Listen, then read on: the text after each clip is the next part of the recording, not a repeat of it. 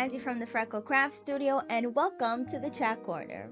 So today we're going to be talking about how to brainstorm and design your next product. So I'm going to let you into the process that I go through in order to create a new product or a design. While this might not work for everybody, this is definitely something I think universally we could all use to make it a little bit easier to think about your next design.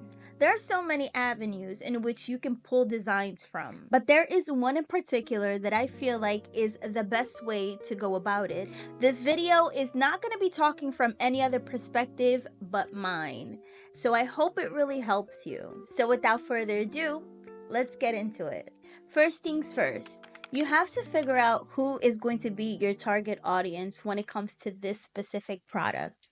So in my case, my target audience are both adults and children. So I'm trying to reach the adults who do have children in their lives. And I want to make sure that the child is going to love the piece that I'm making. The reason why your target audience is so important, it's because it helps you in so many ways.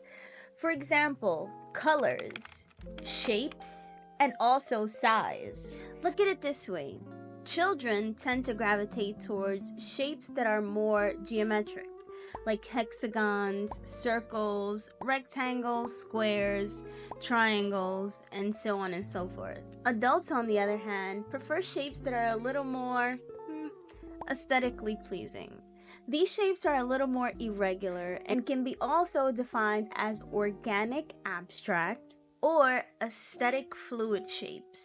Now, many of us know when it comes to children, the colors are usually very bright and vibrant, but nowadays parents are buying their children's toys and other things a little more neutral, where you have the browns and the grays and the dark greens, light greens, and little pastels here and there. But for the most part, a child's color palette is very vibrant, very fun, and vivid, you could say. Whereas to an adult, their colors tend to be a little more on the neutral pastel side. Why? I guess now as an adult I understand it. Bright colors really make me nervous. I like more neutral. If you mix it with a dark color, let's say a deep navy blue with a light beige, I don't know, but it just sets a tone for you. We like the colors that give us a vibe. And lastly, when it comes to the size, as an adult, I can only speak for myself. I like things that are more tabletop. There's always a tabletop somewhere in your house that you need to fill. And instead of filling it with, generic things you can buy at a retail store, you want to get things that are a little more customizable. And so for adults, tabletop designs and sizes, if you will, are more popular. For children, you want to keep as many things off of any counter you have, either in their rooms or in their playrooms. So a lot of the stuff for children will always be a little bigger, where you can hang them up and keep them out of the reach of the child. Of course, their size also depends on what the parent or the other adult in their life is going for. But those are the 3 ways you can figure out who your target audience is. So make sure to hone in on that and let that be your first step. Next, where can I get my ideas from, or where can my ideas stem from? This is the fun part, because now you get to bring out your creativity in different ways. You get to piece together how you're going to put your stuff together depending on which aspect you choose.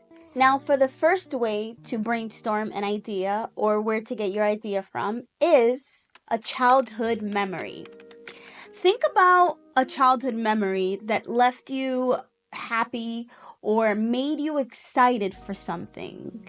Whether it is a color or toy you used to have, make sure it's something that you know would make kids happy universally. I get a lot of my ideas from childhood memories, especially when it comes to lights. Anything that has a light on it, whether it's flashing lights, a still light, a colorful light, because I remember always being afraid of the dark. And so I used to love the little night lights you would plug into the walls. And I used to love finding the little pieces you would put on it that had designs. I remember they had ones that had your favorite cartoon on it. I don't know if they sell those anymore, but it would be cool to buy one just to have it. As I mentioned, a lot of my ideas come from childhood memories.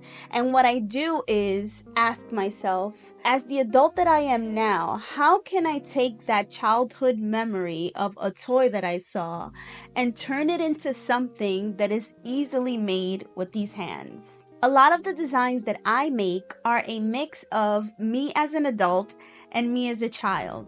So for example, the Dream Glow piece. When I made the Dream Glow piece, what I had in mind was the nightlight I used to use as a kid. And the fact that you can buy different color light bulbs, I just thought to myself, what's modern that is similar to the colored light bulbs? And it was neon strips. So I took the neon strips. I also took designs from your favorite Disney princess or DC universe character or Marvel, and I put it onto a piece of wood and then added the lights to it. Also adding your name, which takes it a step further.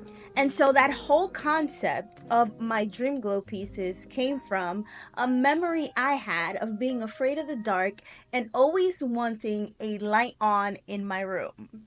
So you see how you can take a childhood memory, bring it to the present to create something unique, and my Dream Glow pieces are pretty popular. By the way, I have some more designs coming out. I have one that I'm currently working on, so stay tuned for that one. Next, where else can I get my ideas from? Inspiration from other creators. While this one is a little tricky because you can end up imitating or copying someone else, I suggest you do this while looking at different people and not just focusing on one person.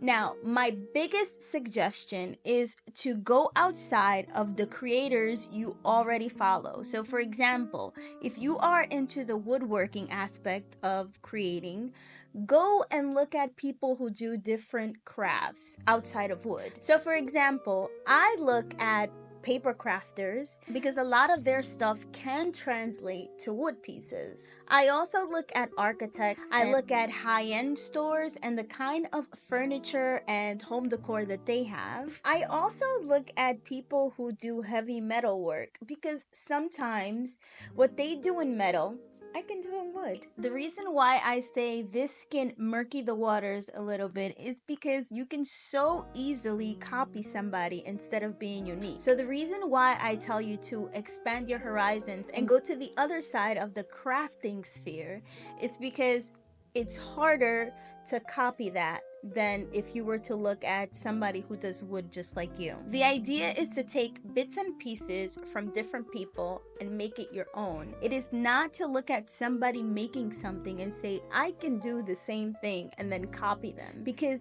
not only are you gonna put yourself into a saturated field, but you're not original. And when you're not original, at some point your ambition kind of dies off. So you want to remain as unique as possible while looking at other creators to inspire you. Another place you can get some ideas from is from a deep desire of yours or a necessity you see in the market. So sometimes there are things that rarely have variety. So sometimes you'll see a sect of the crafting world where you think something needs to be added to it. You desire to see bigger pieces of wood, so start making bigger pieces of wood.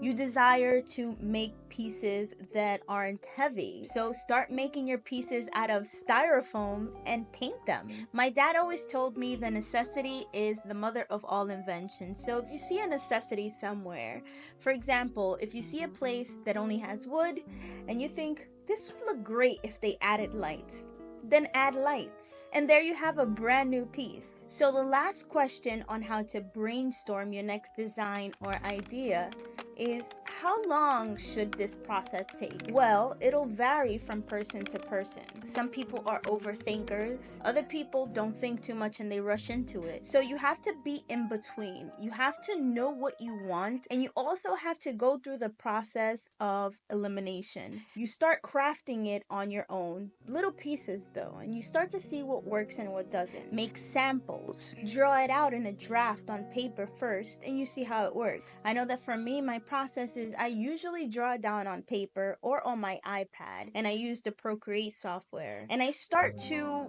erase little parts and add here, add there. Sometimes a design for me takes a day because I'm a quick thinker and I'm always like, put everything down on paper, and if I feel like something is missing, I will save that document and leave it aside, and 2-3 days later another idea pops in, or an idea to add something to what I already put down on paper, and then I do it, and then the idea comes to life. So the time within that process varies from different people. Do not compare your process to other people. Some people put out work like it's nobody's business. Every week is a different piece, and that's awesome. But sometimes great things do take time. Take your time. Do not compare yourself to anybody else. The only person you should be in competition with is yourself. How long did it take you to make the last piece? And compete with that person. Try and make yourself a better you.